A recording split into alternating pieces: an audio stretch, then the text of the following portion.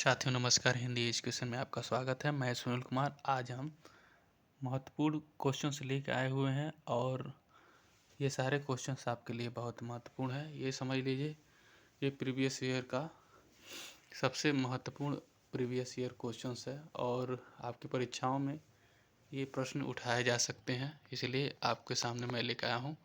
और इस वीडियो को स्किप मत करिएगा, पूरा वीडियो देखिएगा ज़रूर, ये आपको लाभदायक जरूर पहुंचाएगी। चलिए आइए शुरू करते हैं।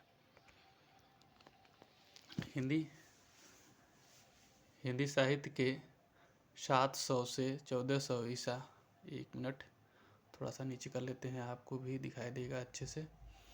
1400 ईस्वी के कालखंड को गियर्सन ने क्या नाम दिया? तो इसका सही जवाब होगा आपका नंबर सी, चारण काल। ठीक है, सी नंबर सही होगा, चारण काल।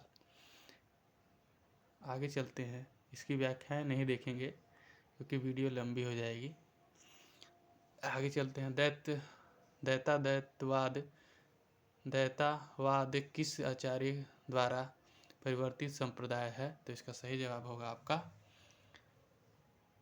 माधवाचार्य। ठीक है, आगे चलते हैं। दुख ही जीवन की कथा रही, यह पंक्ति किस रचना से ली गई है? तो सरोज स्मृति से ली गई है।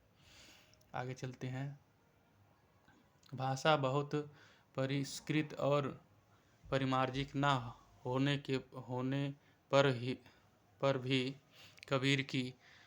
कबीर की पंक्तियों में कहीं कहीं विलक्षण प्रभाव और चमत्कार है।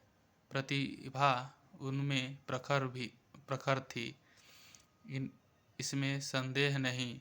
यह पंक्ति किसके द्वारा कही गई है? तो इसका सही जवाब होगा रामचंद्र शुक्ल द्वारा। एक मिनट, सॉरी, ये रामचंद्र शुक्ल द्वारा कही गई है। तो आगे चलते हैं। क्वेश्चन नंबर 5 देखते हैं। रामचंद्र शुक्ल ने हिंदी की प्रथम कहानी किसे माना है? तो इन चारों में से तो इंदुमती को प्रथम कहानी माना है। ठीक है, इसकी व्याख्याएं हम नहीं देखेंगे क्योंकि वीडियो बड़ी हो जाएगी। आगे देखते हैं। अगला है छायावाद और उत्तर छायावाद के बीच कुछ वैसा ही संबंध दिखता है जैसे मध्यकाल में भक्तिकाल और रीतिकाल के बीच था। यह पंक्ति किस लेखक का है? तो ये पंक्ति किस लेखक का है इन चारों में से? तो आंसर होगा आपका सी, रामस्वरूप चतुर्वेदी जी का। आगे चलते हैं। खड़ी बोली हिंदी का आधुनिक कालीन प्रथम महाकाव्य कौन था? तो प्रथम महाकाव्य परिप्रवास है। ये किसकी रचना है? तो अयोध्या सिंह उपाध्याय हरिओद जी की कृतियां है। ठीक है, आगे चलते हैं। आगे कुछ देखते हैं। क्वेश्चन नंबर 8 है, नई कविता की प्रमुख प्रवृत्तियां हैं। ये तो इनमें से कौन सी नई कविता की प्रमुख, ये इम्पोर्टेंट है आपके लिए। तो बौद्धिकता का प्राधान्य, यथार्थवाद का अतीत आग्रह, कुंठा निराशा संदेह की अभिव्यक्ति, उपरोक्त सभी। तो इसका सही जवाब होगा उपरोक्त सभी। ठीक है, इसमें सभी पाए जाते हैं। आगे चलते हैं। लोकनायक वही हो सकता है जो समन्वय करने का अपार धैर्य लेकर आया हो। उसका सारा काव्य समन्वय की विराट चेष्टा है। तुलसीदास के संबंध में यह कथन किसका है? तो इस सही जवाब होगा इसका सी नंबर, हजारी प्रसाद द्विवेदी जी का है। ये सभी इंपॉर्टेंट क्वेश्चंस है, इसको जरूर आप करके जाइएगा। अगला है, कवित्त रत्नाकर किस भाषा में रचित है? तो इसका सही जवाब है ब्रज भाषा में। और किसकी रचना है? ये रचना आपकी, ठीक है, कवि सेनापति की है। आगे चलते हैं। निम्न में से कौन सा कवि रीतिबद्ध परंपरा में है? तो इसमें रीतिबद्ध का कौन सा है? तो मोतीराम जी हैं। आगे चलते हैं। जैसी नामक, एक मिनट थोड़ा सा बड़ा करते हैं। जैसी नामक समीक्षा कृति के लेखक कौन है? तो इसका सही जवाब होगा आपका रामचंद्र शुक्ल। ठीक है, आगे चलते हैं।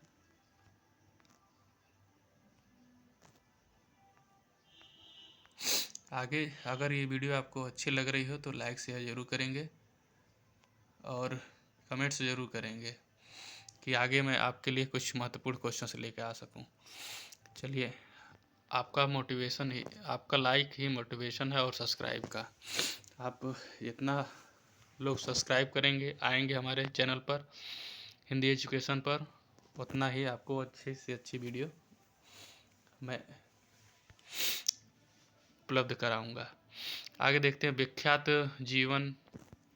क्वेश्चन नंबर 13 है विख्यात जीवन व्रत हमारा लोकहित एकांत था, आत्मा अमर है, देह न नश्वर व अटल सिद्ध था। उक्त पंक्ति किस कृति से संग्रहित है? तो किस में से इस ली गई इस रचनाओं में से का सही जवाब है आपके सामने भारत भारती से लिया गया है। ठीक है, भारत भारती किसकी ये है रचना? तो ये मैथिली शरण गुप्त जी की रचना है जो 1912 में लिखा गया। निम्नलिखित में से कौन 84 सिद्धों में नहीं था? तो कौन नहीं थे इसमें से? इसका सही जवाब है सारंगधर नहीं थे। ठीक है, आगे चलते हैं। हिंदी का भक्ति काल बाहरी आक्रमण की प्रतिक्रिया है। यह कथन निम्नलिखित में से किस विद्वान का है? इसका सही जवाब होगा आपका रामचंद्र शुक्ल जी का है। ठीक है, आगे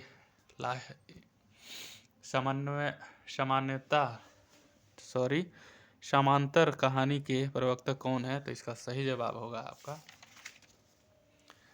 कमलेश्वर। ठीक है, कमलेश्वर जी का समांतर कहानी है। आगे चलिए देखते हैं क्वेश्चन नंबर 17। निम्नलिखित में से कौन सी रचना रेखा चित्र है? तो इसमें से बताएंगे आप। इसका सही जवाब होगा आपका, इसमें शायद सभी गलत थे। देखिए, इस व्याख्या में दिया गया है विकल्प में कोई भी रचना रेखा चित्र नहीं है। ठीक है, तो इसमें सभी गलत है, मगर इसका आंसर अब कुछ इनकी रचना और विधाएं देख लेते हैं। व्याख्या, पथ के साथी ये संस्मरण है, किसका है? तो ये महादेवी वर्मा जी का है। श्रृंखला की कड़ियाँ निबंध है ये। यामा कविता संग्रह है, इसमें जितनी रचनाएं दी हैं उसके बारे में बताया गया। दीपशिखा कविता है। ठीक है, आगे चलते हैं क्वेश्चन नंबर 18। कुमार यह मृत्यु और निर्वासन का मुख, यह तुम अकेले ही लोक यह नहीं हो सकता, किस नाटक की पंक्ति है? तो इसका सही जवाब होगा आपका डी, ध्रुव स्वामिनी। ये किसकी रचना है? जयशंकर प्रसाद जी की है। ठीक है, आगे देखते हैं रानी केतकी की कहानी के रचनाकार हैं कौन है? तो इंशाअल्लाह खां है। ठीक है, आगे चलिए देखते हैं अगला क्वेश्चन आपका। ये वीडियो आपको अच्छी लगे तो लाइक शेयर जरूर करेंगे। अगला क्वेश्चन है प्रिय नीलकंठी निषाद वासुड़ी किसके निबंध संग्रह है? तो इनमें से सही जवाब है आपका कुबेर नाथ राय का। ठीक है, कमायनी एक पुनः विचार नामक आलोचना ग्रंथ के लेखक कौन है? तो इसमें सही जवाब होगा गजानन माधव मुक्तिबोध। ठीक है, इसका डी नंबर सही होगा। आगे चलते हैं। इसकी व्याख्या हम इसलिए नहीं देख रहे हैं कि वीडियो बहुत बड़ी हो जाएगी, आपको रिवीजन करने में दिक्कत होगी। चलिए आइए देखते हैं निम्नलिखित उपन्यासों का कालक्रम सही कौन सा होगा। इसमें इसका सही जवाब होगा सी नंबर। प्रेमाख्यान, गवन, कर्मभूमि, गोदान, ये किसकी रचनाएं हैं? तो प्रेमचंद जी की रचनाएं हैं। इसमें देखिए ये रचनाएं दिया गया है, ठीक है, डेट दिए गए हैं। आगे चलते हैं। चिड़िया हो तो हर कोई, चिट्ठियाँ हो तो हर कोई बाँचे के पत्र का संपादक किसने किया? यह किसका संग्रह है? तो इसका सही जवाब होगा आपका बी नंबर, फणीश्वरनाथ रेणु जी का है। चिट्ठियाँ हो तो हर कोई बाँचे, ठीक है, फणीश्वरनाथ रेणु जी की रचना है। आइए आगे देखते हैं। अगला क्वेश्चन है क्वेश्चन नंबर 23। जैनेन्द्र जी के साथ कुछ घंटे इंटरव्यू के लेखक हैं, ये किसकी रचना है? तो इसका सही जवाब होगा आपका नंद कुमार कोहली का है ये, ठीक है, ए नंबर सही है। आगे चलते हैं। सर्दी की वजह से जो है थोड़ा सा समस्या हो रही होगी आवाज़ में, इसके लिए मैं क्षमा चाहता हूँ आप सभी साथियों से। बंगाल का अकाल रिपोतर्ज है, ये कैसा है? ये रिपोतर्ज है, ठीक है। ये किसकी है? तो इसमें चारों में से गलत दिया हुआ था, तो इसका सही जवाब होगा आपका नीचे दिया गया है। ये प्रकाश, लेखक इनके हैं प्रकाश चंद्र गुप्त हैं, ठीक है। आगे चलते देखते हैं। एक बूंद सहसा उछली यात्रा वृतांत किसका है? तो इसका सही जवाब होगा सच्चिदानंद वात्स्यायन अज्ञे जी की है, ठीक है। इनकी अन्य रचनाएं नीचे दी गई हैं, इसको भी आप देख लेंगे। अगला नीचे दिया गया है 27 नंबर क्वेश्चन। मुर्दैया किस लेखक की आत्मकथा है? तो मुर्दैया क्या है पहले जान लीजिए। आत्मकथा है और किस लेखक की है? तुलसी राम की है, ठीक है। आगे चलते हैं। कुछ आप बीती कुछ जग बीती संस्मरण है, क्या है ये? पहले तो ये जान लीजिए संस्मरण है, और किसने लिखी है? इसका सही जवाब है आपका सी नंबर, भारतेंदु हरिश्चंद्र, ठीक है। आगे चलते हैं। 29 नंबर क्वेश्चन है आवारा मसीहा किस उपन्यास की जीवन से संबंधित है? तो इसका सही जवाब है आपका शरद चंद्र जी का, ठीक है। इसकी ये भी इम्पोर्टेंट ही है। किस रचनाकार ने पौराणिक आख्यानों को अपने उपन्यास में सर्वथा नए और विश्वसनीय रूप में प्रस्तुत किया? तो इसका सही जवाब होगा आपका नरेंद्र कोहली ने, ठीक है। नागरी पचाड़ी सभा के संस्थापक कौन थे? कौन नहीं थे इसमें दिया है, सॉरी, इसको देखते हुए आप पढ़ेंगे। तो इनमें से सही जवाब होगा रामचंद्र वर्मा नहीं थे, ठीक है। आगे चलते हैं। हिंदी प्रदीप के संपादक थे, इनमें से बताइए। तो इसका सही जवाब होगा बालकृष्ण भट्ट, ठीक है। ये ऐसे क्वेश्चंस हैं आपको अक्सर पूछे जाते हैं, इसलिए मैं ये वीडियो आपके लिए लेके आया हूँ। अगला क्वेश्चन नंबर 33। पत्रिका और संपादक की दृष्टि से एक युग्म अशुद्ध है, इसमें से गलत है, ठीक है। तो इसका सही जवाब होगा आपका नीचे दिया गया है, उसको हम देख लेते हैं जिससे आपको जल्दी से समझ में आ जाएगा। धर्मयुग धर्मवीर भारती का है, हंस राजेंद्र यादव का है, तत्भव ये इम्पोर्टेंट है, ये अखिलेश जी का है, नया प्रतीक ये अज्ञे जी का है। तो ये रचनाएं ऐसे मैच कराना है, तो इसमें जो दिया गया था गलत उसको आप देख लेंगे। आगे चलते हैं। निम्न में से किस पत्रिका का संबंध भारतेंदु हरिश्चंद्र से नहीं है? तो इसमें से बताना है नहीं, ये पहले टिक लगा लीजिए। तो इसका सही जवाब होगा ब्राह्मण, ठीक है। और बाकी कवि वचन सुधा, हरिश्चंद्र मैगजीन, बाला बोधनी, ये तीनों है और ये नहीं है। तो ये किसकी है? ब्राह्मण पत्रिका का संपादक भारतेंदु नहीं है, अपितु यह पत्र के संपादक प्रताप नारायण मिश्र हैं। ठीक है, आगे चलते हैं। निम्न में से किसने किसी पत्रिका का संपादन नहीं किया? तो इनमें से बताना है कि किसने पत्रिका का संपादन नहीं किया है। यहाँ पर नहीं पहले देख लेंगे आप। इसका सही जवाब है भीष्म साहनी। ठीक है, आगे चलते हैं।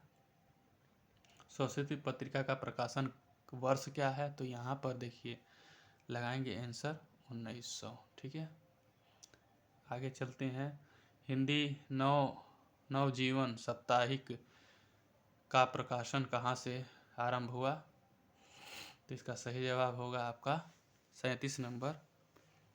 ठीक है, 37 नंबर का आंसर होगा आपका ए नंबर, अहमदाबाद से। ठीक है, आगे चलते हैं। हो सकता है आपको साथियों थोड़ा धुंधला दिखाई दे रहा हो, पर ये सारे इम्पोर्टेंट क्वेश्चंस हैं। मैं बोल रहा हूँ तो शायद आपको समझ में आ रहा हो। सम्मेलन पत्रिका का प्रकाशन कहाँ से होता है? तो इसका सही जवाब होगा आपका इलाहाबाद से। ठीक है, इलाहाबाद से होता है।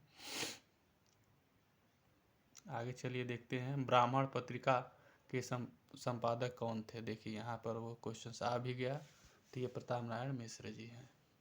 आगे चलिए देखते हैं। दैनिक हिंदू 40 नंबर क्वेश्चन है। ठीक है, 40 नंबर क्वेश्चन दिया है। दैनिक हिंदुस्तान का प्रकाशन मालवीय जी के संपादन में होता था। तो इसका सही जवाब है प्रतापगढ़ से। ठीक है, प्रतापगढ़ से होता था। निम्न में से एक तथ्य गलत है, वह है कौन सा? का सही जवाब है डी, पहला पत्रिका जयपुर से प्रकाशित होता था। ये गलत है। पहल पत्रिका जयपुर से प्रकाशित होता था, ये गलत है। ये जयपुर से ना होकर इसका संपादन, एक मिनट आपको दिखाते हैं। तथ्य का गलत है क्योंकि यह जबलपुर से होता था। जयपुर नहीं, जबलपुर से होता था। ठीक है, आगे चलते हैं। हिंदी समाचार पत्र बंगदूत कब प्रकाशित हुआ था? इसका सही जवाब होगा 1829 में। ठीक है, और ये किसने किया था? ये राजा मोहन राय ने किया था, और 1829 में। ठीक है, आगे चलते हैं। ये देखिए व्याख्या देख लीजिएगा, इसको मैं थोड़ा सा आपको दिखा रहा हूँ। आगे चलिए। हिंदी साहित्य भारती पत्रिका कहाँ से प्रकाशित होती है? साहित्य भारती पत्रिका कहाँ से प्रकाशित होती थी? तो इसका सही जवाब है आपका बी नंबर, लखनऊ से।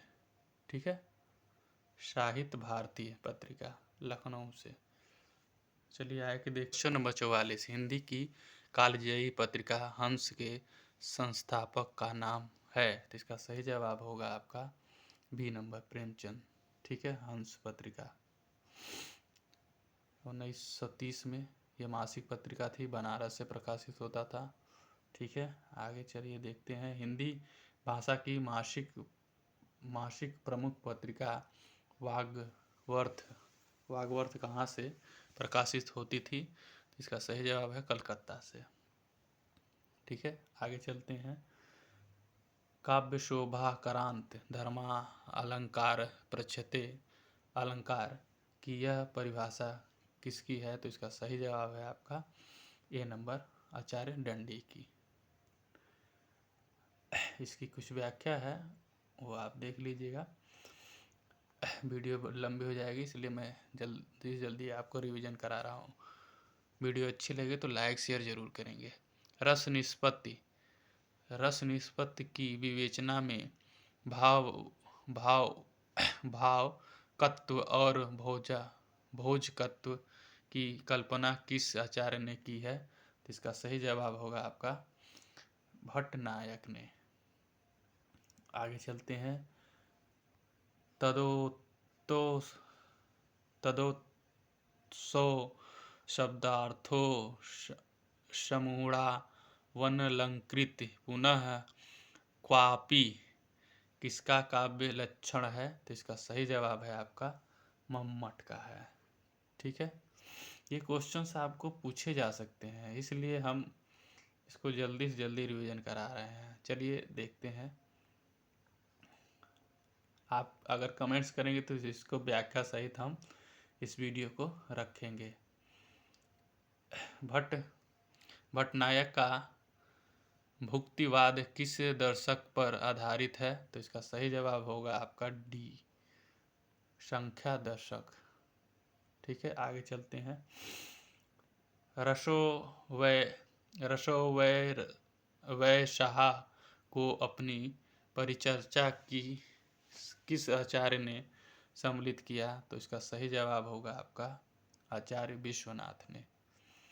अगला क्वेश्चन है, अभिधा उत्तम काव्य मध्य लक्षणाहीन अधम व्यंजना रस विरस उलट कही नवीन उक्ति किसकी है? तो इसका सही जवाब होगा डी नंबर, देव। इम्पोर्टेंट है। ठीक है, आगे चलते हैं। रस निष्पत्ति के संबंध में चित्र तुरंग न्याय की मान्यता किस आचार्य की है? तो इसका सही जवाब होगा आपका शंकुक। ठीक है,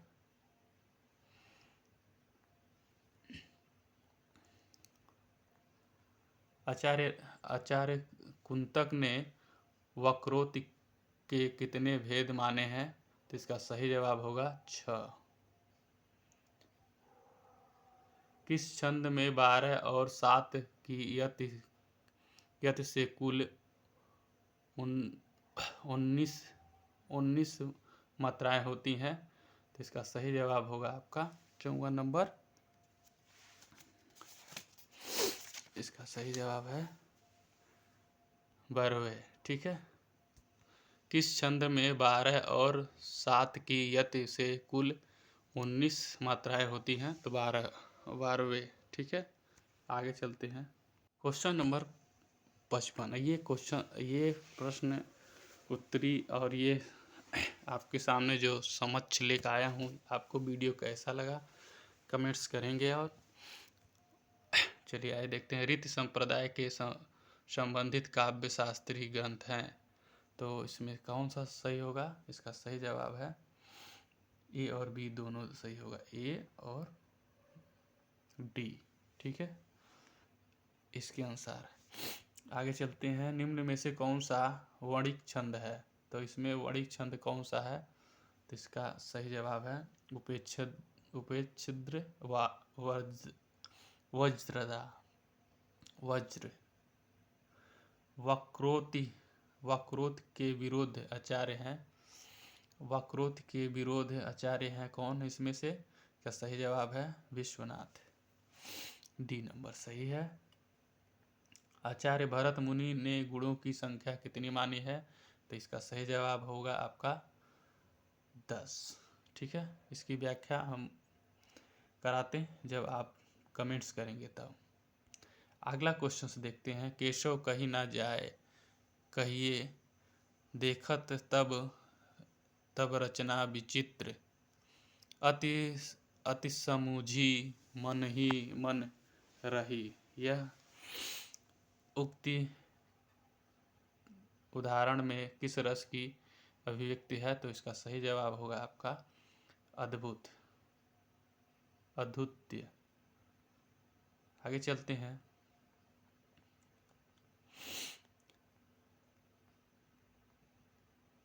मम्मट किस संप्रदाय के आचार्य हैं? तो इसका सही जवाब होगा आपका सी नंबर, ध्वनि।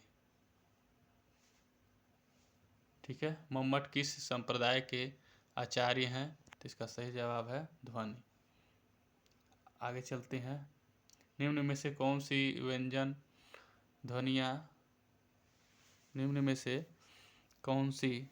ध्वनियाँ ध्वनियाँ स्पर्श संघर्षी कहलाती हैं, स्पर्श संघर्षी कहलाती हैं। तो इनमें सही जवाब होगा च छ ज झ। ठीक है, यह स्पर्श लिखा हुआ है। ठीक है, स्पर्श, ये स्पर्श लिखा हुआ है यहाँ पर। ठीक है, स्पर्श संघर्षी कहलाती हैं, तो च छ ज झ। ठीक, आगे चलते हैं। निम्नलिखित व्यंजनों में से कौन महाप्राण है? तो इनमें से बताना है आपको महाप्राण कौन सा है। तो इसका सही जवाब होगा ठ। ठीक है, ठ एक महाप्राण है।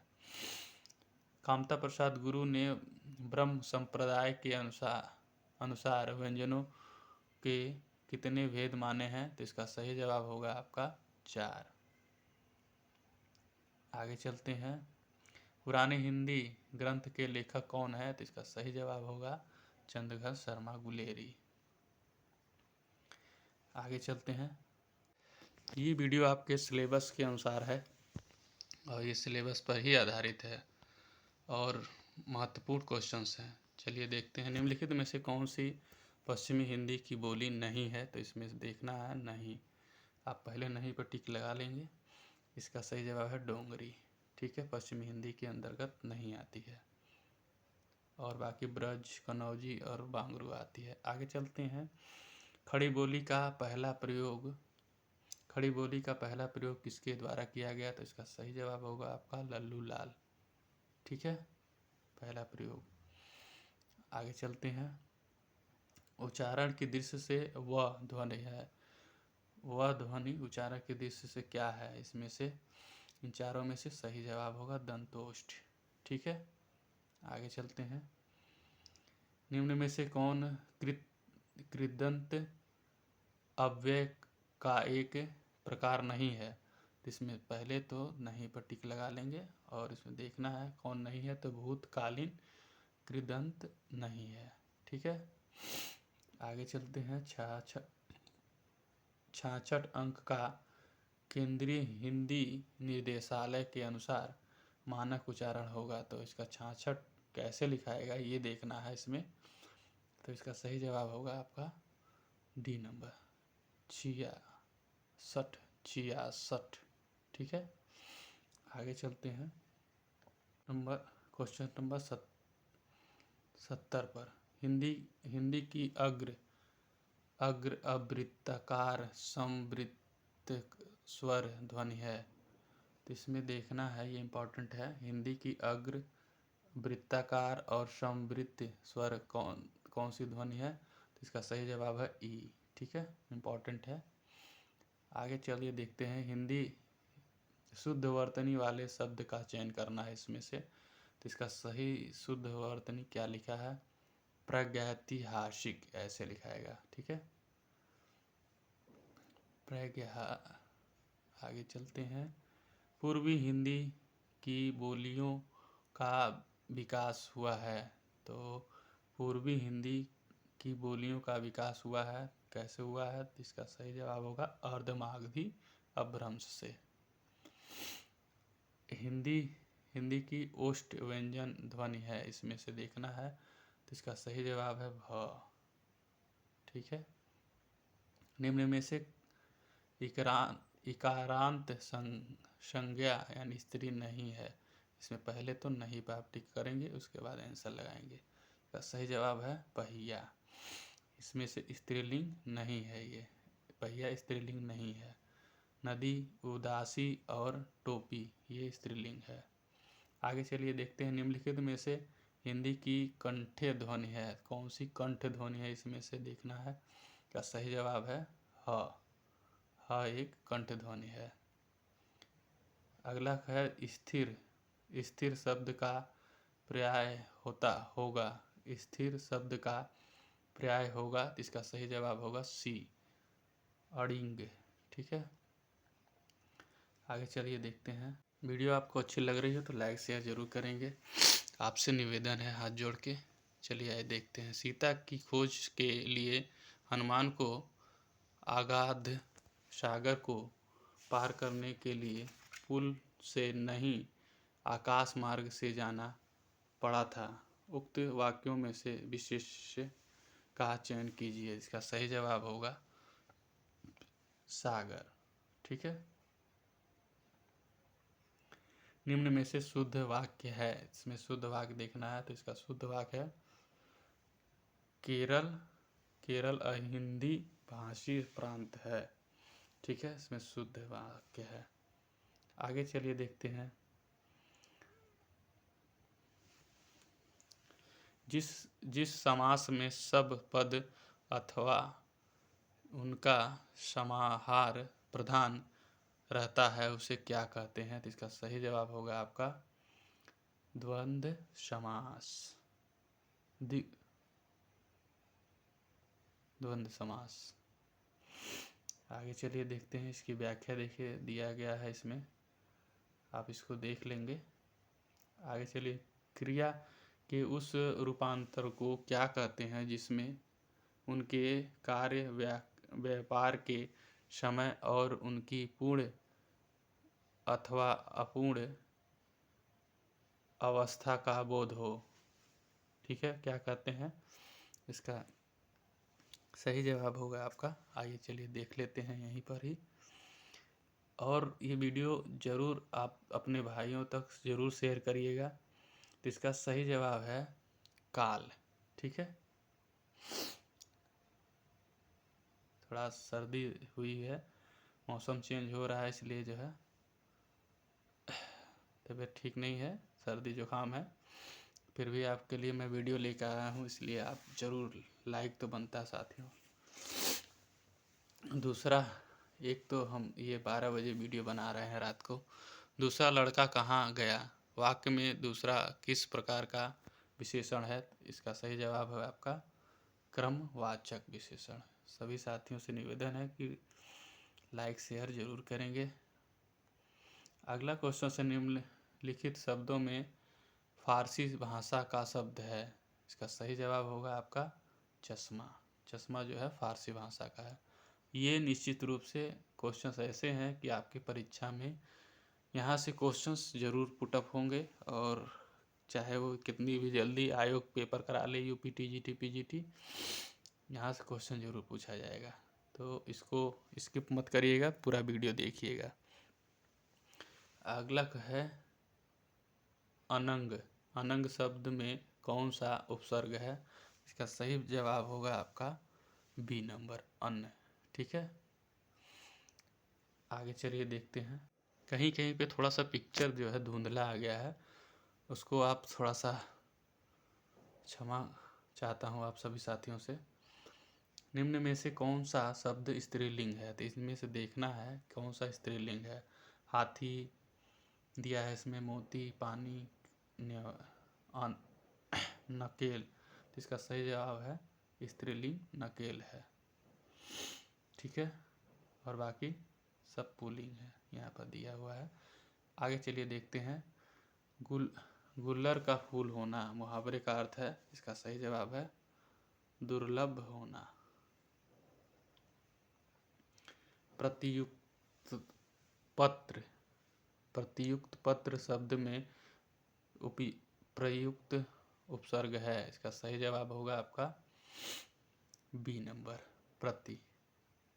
कौन सा उपसर्ग है? प्रति। कर्म कारक की विभक्ति है, तो इसमें से कर्म कारक विभक्ति कौन सा है? तो कर्म कर्ता ने कर्म को। ठीक है, आगे देखते हैं। रीति प्लस अनुसार में संधि के बाद शब्द बनेगा, कौन सा शब्द बनेगा? तो सही जवाब है रीति, डी नंबर, रीत्यानुसार। आगे चलते हैं। हिमवाद। हिमवाद का पर्याय है, हिमवाद का पर्याय है सी नंबर, हिमाद्र। ठीक है, आगे चलते हैं। ये क्वेश्चंस जीआईसी 2015 पीजीटी की क्वेश्चंस है, और ये आपके लिए बहुत महत्वपूर्ण है। अनेकार्थिक शब्द नाग। नाग का निम्नलिखित में से एक अर्थ है, तो नाग का अर्थ क्या होता है इसमें से? तो इसका सही जवाब होगा आपका ए नंबर हाथी। जिस जिस शास्त्र में शब्दों के शुद्ध रूप और प्रयोग के नियमों का निरूपण होता है उसे क्या कहते हैं? तो इसका सही जवाब होगा आपका व्याकरण। आगे चलते हैं। राजशेखर के नाटक का नाम है, तो इसका सही जवाब होगा आपका वलच नाम। बाल रामा बाल रामायण। ठीक है, आगे चलते हैं। रघुवंशम रघुवंशम के रचयिता कौन है? इसका सही जवाब है कालिदास। ठीक है, ये देखिए रचनाएं दी गई हैं, इसको भी आप जरूर देख लेंगे। प्रतिमा नाटकम के रचयिता कौन है? इसका सही जवाब है भास। ठीक है, आगे चलते हैं। संस्कृत के निम्नलिखित ग्रंथों में कौन सा ग्रंथ नाटक नहीं है? तो इसका सही जवाब है, इसमें नहीं पहले टिक लगा लेंगे, इसमें से नहीं है, तो इसका सही जवाब है आपका रघुवंशम। संस्कृत के निम्नलिखित ग्रंथों में कौन सा ग्रंथ नाटक नहीं है? तो इसमें नाटक ये रघुवंशम नहीं है, बाकी सब नाटक हैं। तो वीडियो आपको अच्छी लगी हो तो लाइक शेयर करेंगे। मैं इस समय 12 बजे रात में आपको 1 मिनट आपको मैं दिखाता हूँ, टाइम क्या हो रहा है, 12:12 हो रहा है, देख लीजिए आप भी। तो आपको वीडियो अच्छी लगी हो तो लाइक शेयर करेंगे। आगे देखते हैं।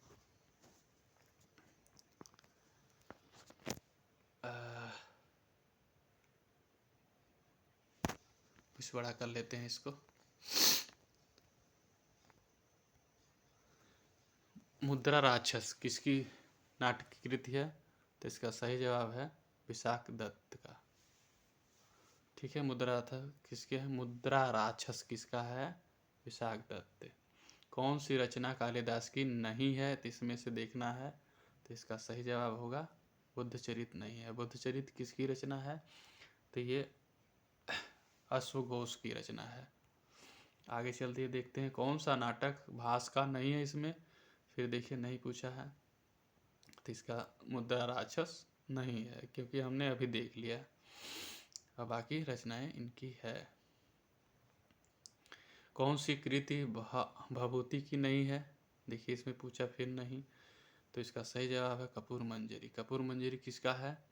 तो कपूर मंजरी विशाखा दत्त द्वारा रचित संगृहीत ग्रंथ है। ठीक है, ये विशाखा दत्त जी का है।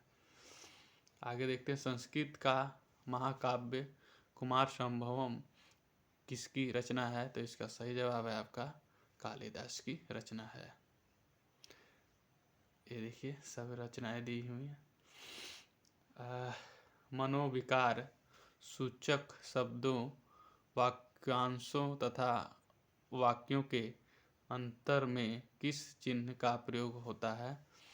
तो इसका देखते हैं। यह देखिए यहाँ पर लिखा हुआ है GIC PGT हिंदी 2015 का ये क्वेश्चंस कराया जा रहा है आपको, और ये बहुत इम्पोर्टेंट है, इसलिए आपको कराया जा रहा है।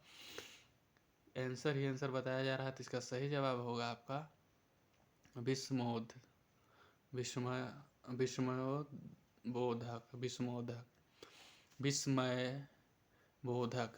बोधक। थोड़ा रात ज़्यादा हो गई है, इस वजह से लग रहा है कि पढ़ने में थोड़ी सी नींद आ रही है। चलिए आए कि कुछ ही क्वेश्चंस रह गए हैं जो आपको मैं करा के फिर मैं भी सो जाता हूँ। आप भी इस वीडियो को ज़रूर शेयर लाइक करेंगे। अगला क्वेश्चन से अगला क्वेश्चन है 102। ठीक है, 102 शांक चरित्र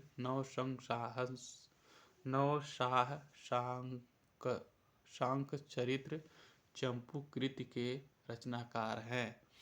इसका सही जवाब होगा श्रीहर्ष। कुछ ऐसे प्रश्न आते हैं जिसके जो है जब नहीं पढ़े होते हैं या फिर नींद में रहने की वजह से ठीक से पढ़ा नहीं जा सकता। आइए चलिए देखते हैं क्वेश्चन नंबर 103। मृच्छकटिकम के रचयिता कौन है? तो इसका सही जवाब होगा आपका शूद्रक। शूद्रक का है। इसकी व्याख्या भी बहुत इम्पोर्टेंट है, मगर मैं आपको जल्दी से कराने के चक्कर में लगा हूँ, क्योंकि परीक्षाएं कभी भी आप की जा सकती हैं।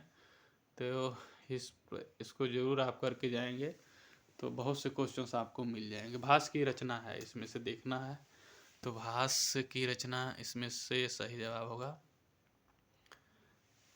प्रतिमान नाटकम।